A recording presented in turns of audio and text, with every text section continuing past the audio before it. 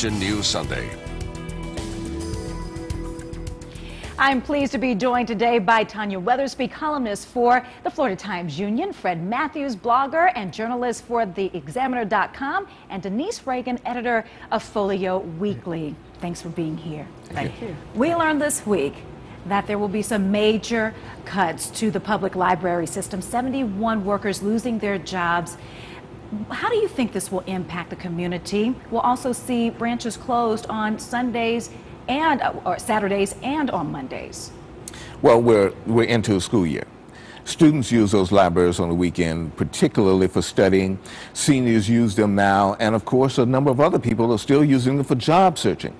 We've got to find another way to do it. This has got to be part of the standard budget, is what a number of folks are saying, even those of us who are online at home most of the time. Yeah, one of the first things I thought about when I saw the budget cuts for the library and some libraries closing is that you have people who work multiple jobs. I've talked about this a lot, you know, who may be looking for more work, and the only time they have off is Sunday to go to the library.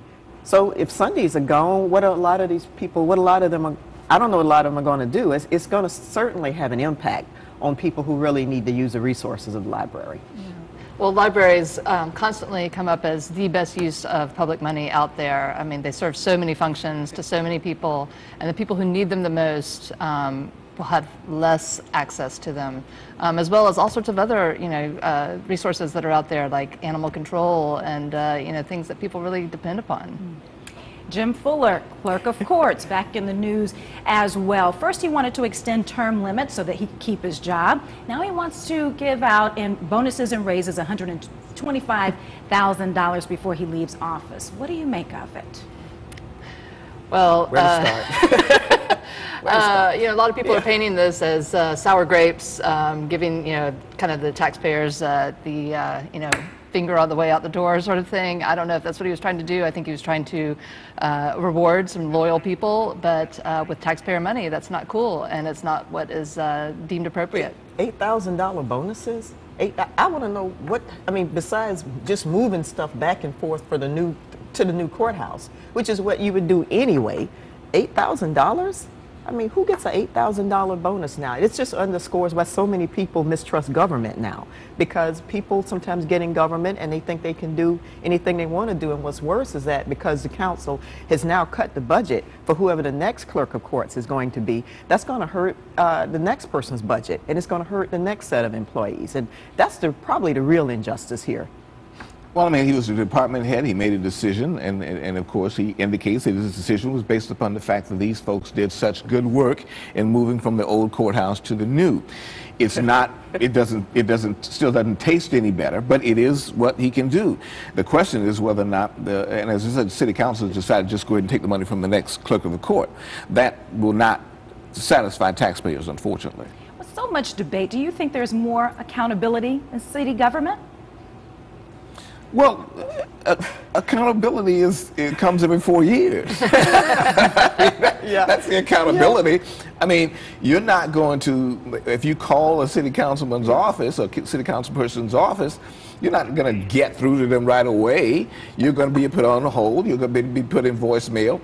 And if you email them, they're so afraid to answer the email anymore because all that's public record until the accountability, only accountability you have is every 4 years, unfortunately.